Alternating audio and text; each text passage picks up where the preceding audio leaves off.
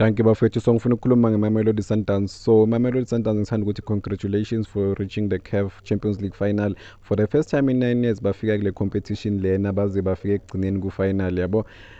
For 9 years iMamelodi Sundowns abantu bebayihleka bathi ba-investa into engekho bayahluleka ukuwina i-Champions League. Nami ngiyayigxeka iMamelodi Sundowns ngoba ama-investment wakhona siyawabona ngempela.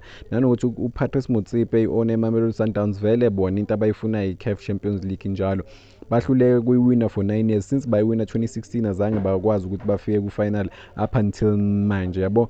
So kwi-attacker yona vele siyama-football fans siyayi-attacker but iqiniso ukuthi ngithanda ukuncoma iMamelodi Sundowns ngokubekezela nanokubhiliva nanokuthi bangagive up because ku-easy ukuthi ugive up like ama-results uma wangakufavor nanokuthi uma uzama ngazo zonke iy'ndlela ungawatholi ama-results ukuthi uphumelele. But out of wonke ama-investment abawenzile throughout the years iMamelodi Sundowns just beyizama ukuthi iphinde iwine futhi i-CAF Champions League but kunzima kakhulu kuwina i-CAF Champions League. But azange balilahle ithemba, azange balilahle ithawula, they kept going even wonke nje lama-season lawa njalo uma kuqala isizini iMamelodi Sundowns kuthiwa they are one of the favorites to win i-CAF Champions League but sebahlule for 9 years kunzima kakhulu. But-ke bona baloke ba-investile ba-add ama-good players, ba-add ama-players obenza babe highly competitive ku-African football njengoba bayazi ukuthi kunzima kangakanani ukukhompyutha ku-African football nama-team wase-North Africa ngoba yiwo adominator i-CAF Champions League.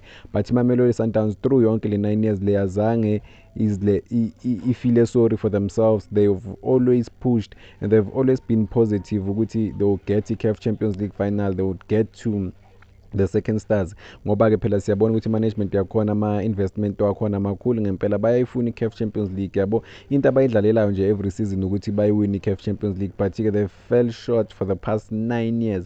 Cabanga ungakwazi ukufika ephupheni lakho for 9 years but ungagive up. Ngicabanga ukuthi wonke umuntu obukela ibhola noma nje in life in general kumele sifunde something about iMamelodi Sundowns ukuthi you can fail for 9 years 10 years but akusho ukuthi lokho sokumele ugive up. So Patrice Motsepe azange alilahle ithawula for i-team yakhe iMamelodi Sundowns. Uyawa-change ama-coach makumele ku-change ama-coach but uyalithanda ngempela ibhola the way investa ngakhona nanokuthi uyafuna ukuthi ibhola lase-South Africa li-improve ngoba at the darkest hour iMamelodi Sundowns kuphela emele ama-teams wase-South Africa yabona.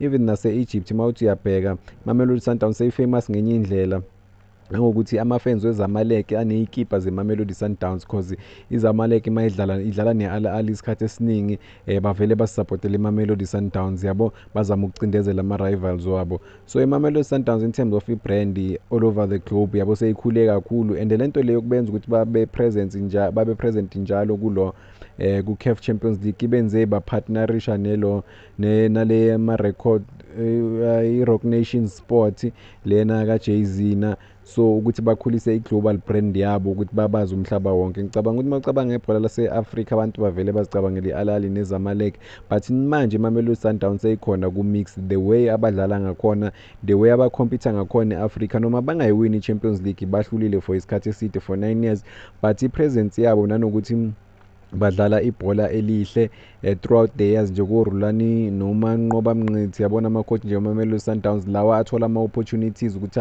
a-coach amanye ama-teams e-North Africa. noRhulani Mokwena uyele eCasablanca ngendaba nje yeMamelodi Sundowns ukuthi iMamelodi Sundowns yamnika i-chance ukuthi azibonakalise as ucoach. Manje ucoach alena e-North Africa ngiyazi ukuthi izinto azihambanga kahle but leyo opportunity leyo ukuthi umuntu omnyama coach kuma-Arabic nations it's rare yabo. noPitso Mosimane naye through investment eMamelodi Sundowns na the way iMamelodi Sundowns yamnika ama-player ngakhona bemsayinela ama-player ngakhona yamenza uPitso Mosimane abe ulo Pitso Mosimane owuye namhlanje ukuthi acoach abo Al Ahly aye nako Iran, Saudi Arabia, aye nakwamanye ama-country just all over the world yabona as ucoach. So yeah, iMamelodi Sundowns what they've done for the past 5 years ayikumele sibashayele ihlombe ngempela ngoba abagive uphanga yabo noma kunzima kanjani baba knock out kube nama-heartbreak ama-disappointment ukuthi umvalo ushaya ama-own goal khona lana abakhosta khona but bona they've never gave up.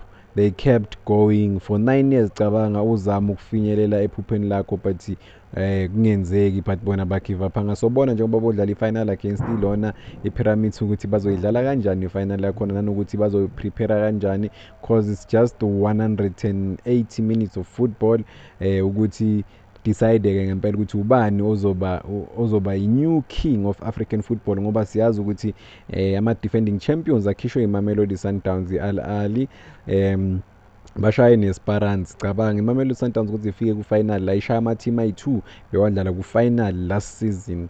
Congratulations to Mamelodi Sundowns, nginifisela inhlanhla bafethu going forward ukuthi nibuye nalo le cup leli liphila. Danke Masanta wana kabuyelo.